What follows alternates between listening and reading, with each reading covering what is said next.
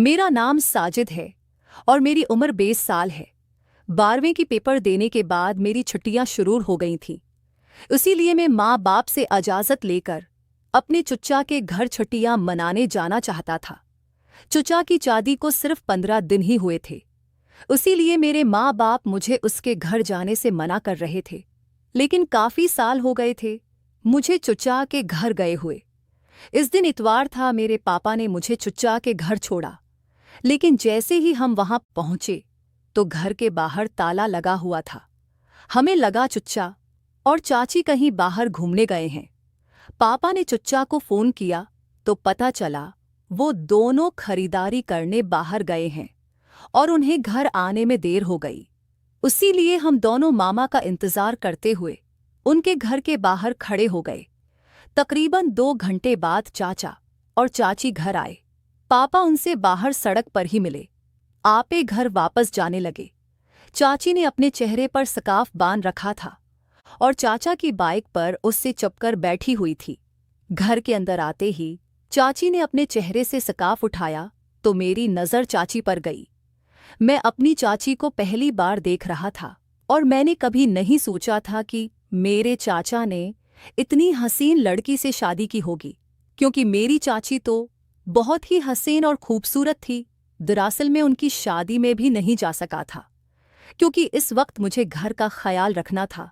मेरे वालिदैन नहीं चाहते थे कि हम सब शादी में चले जाएं और पीछे घर अकेला हो।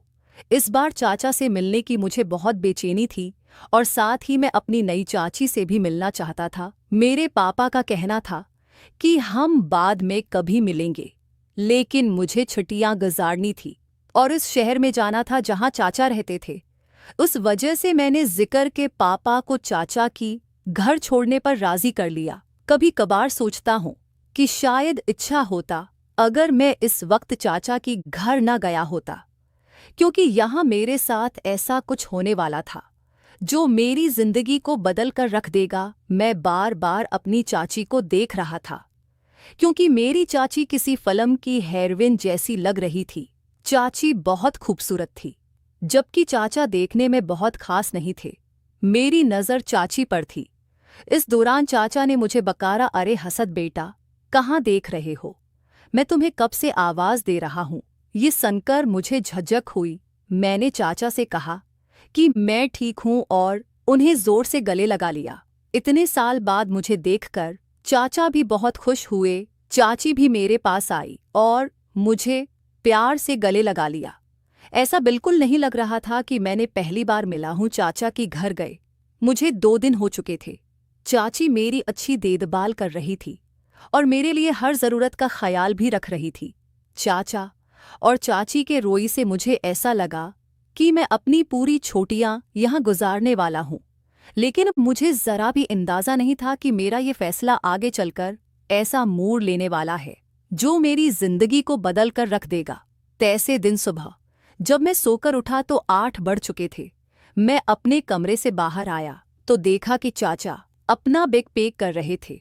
उन्हें बैग पैक करते देख मैंने पूछा, आप इतनी सुबह बैग पैक करके कहाँ जा रहे हैं? उस पर चाचा ने कहा कि मुझे एजेंट के काम से 2 महीने के लिए बिरूनी मलिक जाना पड़ा है। उस पर मैंने चाचा से कहा, क्या बात है चाचा, मुझे यहाँ आए हुए तो सिर्फ 2 ही दिन हुए हैं और आप इतनी जल्दी कहाँ जा रहे हैं? मुझे कुछ नहीं पता।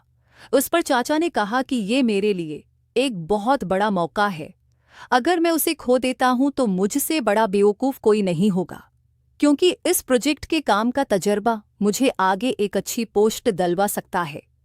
चाचा के काम की संजीदगी को देखते हो मैंने आगे से कुछ नहीं कहा। मैंने चाचा से कहा, ठीक है, आज शाम को मैं पापा को बुला लूँगा और मैं भी अपने घर चला जाता हूँ, क्योंकि अगर आप यहाँ नहीं होंगे तो मैं यहाँ रख कर भी क्या करूँगा? तब चाचा ने कहा, अब मैं यहाँ नहीं रहूँगा और तुम्हारी चाची का ख्याल रखना तुम्हारी जिम्मेदारी है। जब तक मैं लौट कर नहीं आता तुम्हें चाची का ख्याल रखना है। उसे क्या चाहिए, क्या या नहीं, उसका ख्याल रखना। और हाँ, एक बहुत जहन में रखना, तुम्हारी चाची को अंधेरे से बहुत डर लगता है। इसीलिए खास तौर पर अगर उसे किसी भी तरह की मदद की ज़रूरत होता तो तुम बला झचक उसकी मदद करना चाहे। वो कुछ भी हो, मैं इस वक्त कुछ भी अल्फाज का मतलब पूरी तरह नहीं समझा था, लेकिन आगे चलकर चाची ने इस लफ्ज़ का जो मतलब मुझे समझाया वो मैं कभी सोच भी नहीं सकता था। और फिर मुझे चाची के अंधेरी के डर के बारे में पता चला। मुझे इस बात पर थोड़ा हैरत भी हुई कि शादीशुदा होने के बाद भी किसी को अंधेरी से इतना डर कैसे लग सकता है। मैंने चाचा से कहा ठीक है। फिर मैंने चाचा को उनके कपड़े समेटने में मदद की और उन्हें एयरपोर्ट के लिए गाड़ी तक पहुंचाया। उन्हें अलविदा कहकर मैं अपनी चाची के वापस घर आए। अब घर में सिर्फ मैं और चाची ही थे। मुझे चाचा के साथ बहुत मज़ा करना था, उनके साथ पूरे शहर में घूमना था। इस तरह मैं अपनी छुट्टियां गुजारने का प्लान बनाया था, लेकिन चाचा ने तो उस पर पानी ही फेर दिया था। ये मेरा सोचना कितना सही था, इतना ही गलत भी, क्योंकि चाचा के साथ जिन तजर्बात का मुझे इंतज़ार था उनसे भी ज़्यादा ख़ास तजर्बात चाची के साथ होने वाले थे। जीजन चाचा गए। इस रात मैं अपने कमरे में मोबाइल पर गेम खेल रहा था। खेलते खेलते मैं बोर हो गया तो सोचा और हाल में आकर बैठ गए। टीवी देखते हुए कुछ वक्त बाद चाची मेरे पास आई और बोली, असर में बहुत बोर हो रही हूँ। ये सिंगा। मैंने कहा, लगता है चाचा के जाने के बाद से आपका दिल घर में नहीं लग रहा। मैंने एक सही बात पकड़ी थी। तब चाची ने मुझसे कहा, चलो थोड़ी देर बाहर घूमते हैं। ऐसा कहकर चाची ने मुझे चाचा की बाइक की चाबी पकड़ा दी और फिर मुझे आइसक्रीम खाने के लिए बाहर ले गए। हम घर से बाहर निकले। बाइक पर चाची मेरी पीछे बैठी थी। इस वक्त मचाने में चाची का हाथ मेरी कमर से टकरा गया।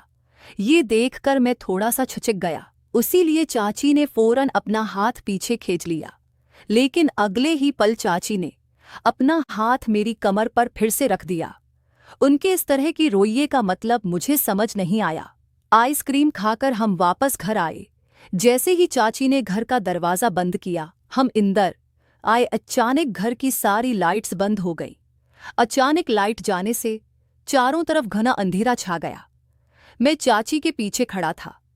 तभी चाची ने पलटकर मुझे जोर से गले लगा लिया। इस वक्त चाची का जो लम्स मुझे हुआ, उसने मुझे एकदम बेचैन कर दिया। मैं भी अनमें जवान हो रहा था और कभी किसी औरत का ऐसा लम्स महसूस नहीं किया था। मुझे समझ नहीं आ रहा था कि क्या करूं। तब मैं वैसे ही खड़ा रहा। इस वक्त मेरे दिमाग में जो ख्यालात आ रहे थे वो बिल्कुल मुख्तलिफ थे। चाची तकरीबन 5 मिनट तक मुझे ही पकड़े रहे और फिर अचानक रोशनी आ गई। जैसे ही रोशनी आई, चाची भी होश में आई और फौरन मुझसे दूर हो गई। मुझे माफ़ करना ऐसा कहकर वो शर्माते हो अपने कमरे में चले गए। वहाँ क्या हो रहा था, अचानक मेरे साथ जो हुआ, उसे मैं पूरी तरह हैरान था। मुझे समझ नहीं आ रहा था कि मैं क्या करूं। कुछ देर बाद मुझे चाचा की वो बात याद आई जो उन्होंने घर से जाने से पहले कही थी कि चाची को अंधेरे से बहुत डर लगता है और मेरी जिम्मेदारी है कि मैं उसका ख्याल रखूं। अब मुझे समझ आया कि चाची ने अंधेरे का बहाना बनाकर मुझे गले लगाया था। इस रात में मुझे अपने कमरे में जाकर सो गया, लेकिन बिस्तर पर लेटे हुई चाची बार बार मेरी आंखों के सामने आ रही थी। चाची काफी मॉडर्न थी और ऐसे कपड़े पहनती थी जो मैंने कभी नहीं देखे, लेकिन चाची बहुत हसीन थी। वो ये कपड़े पहनकर और भी प्यारी लगती थी। शायद वो उसी लिए ऐसे कपड़े पहनती थी, मगर मैं जब भी उनकी तरफ देखता तो शर्मा से जाता था। और वैसे भी मैं एक छोटे से गांव का लड़का था, उसी लिए उनके तौर तरीके मेरे लिए बहुत खास लग रहे थे। अगले दिन सुबह जब मैं नींद से बेदार हुआ तो देखा चाची किचन में चाय बना रही थी। इस वक्त उनकी तरफ देखना मुझे थोड़ा अजीब लग रहा था। चाची भी मुझे छुपके छुपके देख रही थी। हम दोनों एक दूसरे को देखकर शर्मा रहे थे। जब मैं पानी पीने के लिए किचन की तरफ गया तो चाची ने मुझे फिर से जोर से गले लगा लिया। मैं थोड़ा चौंक गया, क्योंकि कल की बात अब तक मेरे दिमाग से नहीं गई थी। चाची फिर से हिंसकर बोली, अरे हसद, इसमें शर्माने की क्या बात है। मुझे पता है ये सब तुम्हारे लिए नया है, लेकिन कल रात में वाकई बहुत डर गई थी। अगर तुम्हें बुरा लगा हो तो मुझे माफ़ कर देना। फिर हंसकर बोली, और हाँ, आज जो गले लगा है वो तुम्हें मजाक में किया है। तुम मेरे लिए बहुत छोटे हो और मैं तुम्हारी चाची हूं, इसलिए मुझे तुमसे मजाक करने का पूरा हक है और मैं ये हक लेकर रहूंगी। चाची की इस अंदाज पर मैं भी मुस्कुरा दिया। उन्होंने फिर से मजाक में मुझे गले लगा लिया, लेकिन उनकी इस तरह की हरकत से मेरे दिल के मुख्तलिफ जज्बात पैदा होने लगे।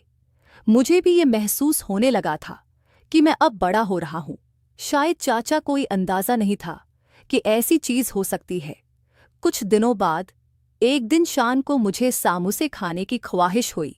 सामोसे बनाने के बाद मैंने चाची के कहने का सोचा और उनके कमरे की तरफ गया। चाची का कमरा थोड़ा सा खुला हुआ था। मैं बगैर इजाज़त उनके कमरे में चला गया। इस वक्त वो बिस्तर पर बैठकर अपने मोबाइल पर कुछ देख रही थी।